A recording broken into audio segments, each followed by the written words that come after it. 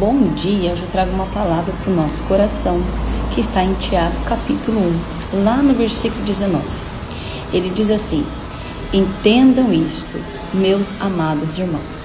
Então, primeiramente, eu e você precisamos entender que a palavra de Deus, ela é sobre as nossas vidas, nosso guia, o nosso caminho, a quem nós devemos nos espelhar e confiar.